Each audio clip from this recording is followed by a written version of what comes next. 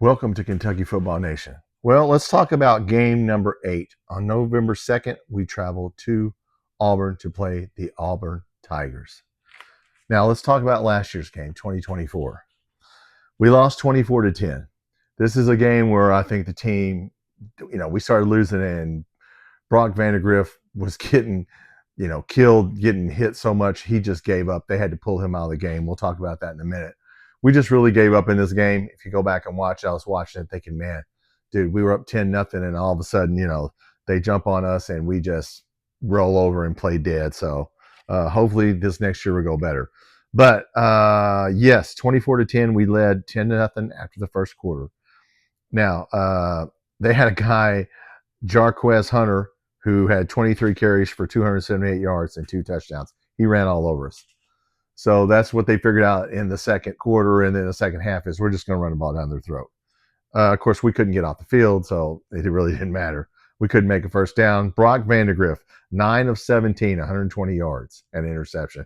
We had to pull him, which was a shame. So, the kid's out of football, but you know what? I can't go be too hard on him. Our offensive line was playing so bad, he was getting hit.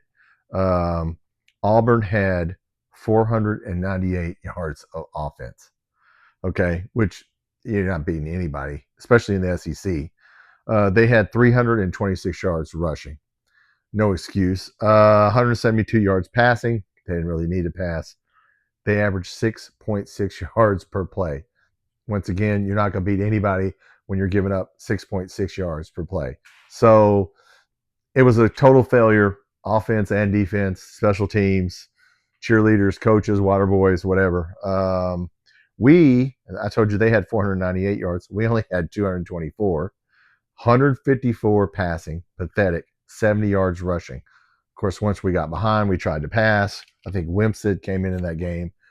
Maybe Cutter Boley got in that game. I can't remember. It didn't matter. We averaged 4.1 yards. 4.1 yard per play. I don't know how we did that well, but anyway, it all added up to us just blowing the game. And then, of course, after that, we just sat down for the rest of the year. A lot of people, look, I get it.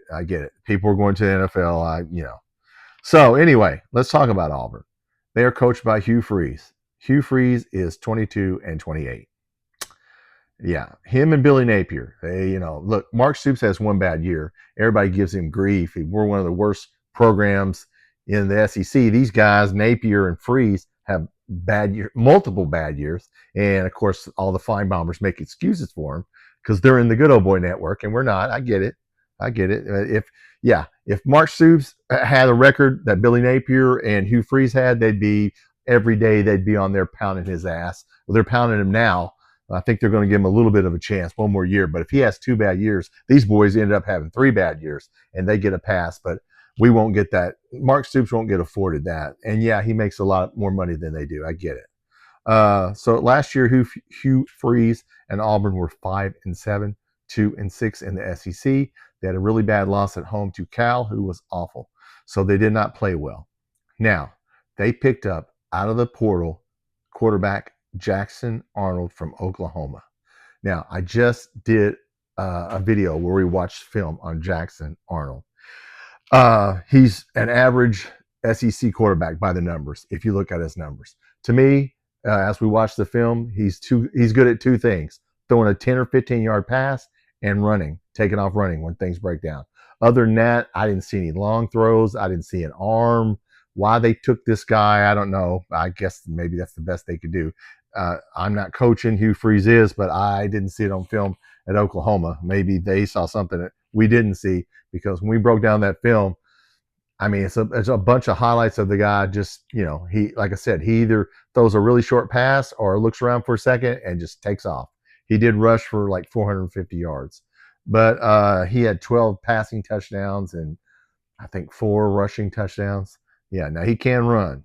Now they do have a good wide receiver, Cam Coleman. He had 37 receptions for 8 touchdowns.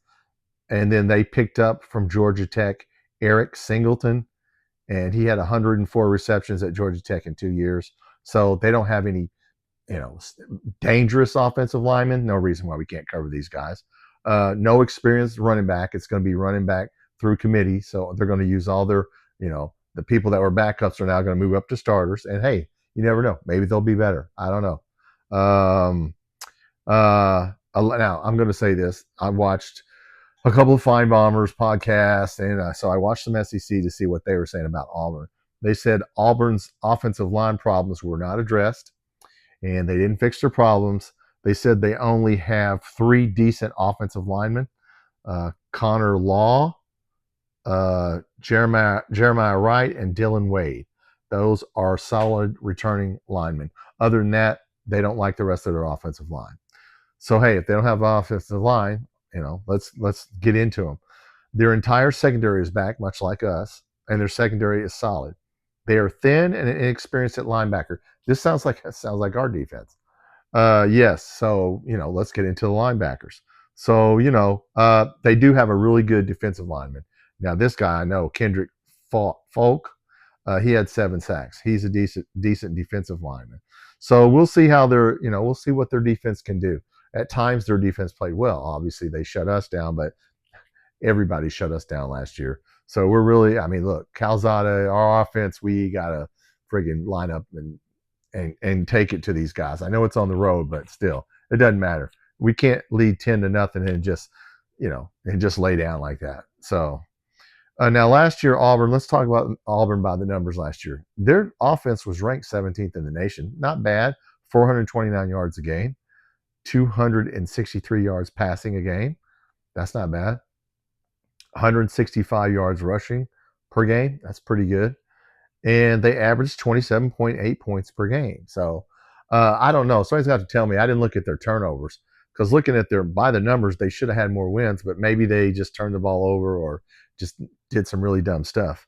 So yeah, offense was ranked 17th. Defense was ranked 29th. Not awful. They gave up 330 yards a game. They gave up 213 yards passing, 118 yards rushing, 21 points per game. So you know what? Everybody's saying that their defense is going to be fine. It's their offense where they're going to have a problem.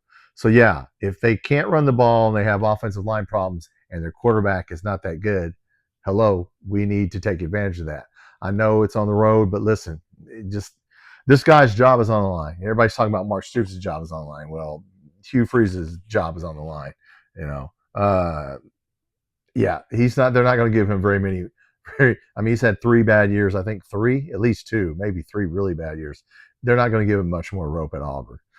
All right, guys, that is our preview on Auburn. Once again, if you haven't watched my Jackson Arnold video that we just broke down film on, go back and watch him.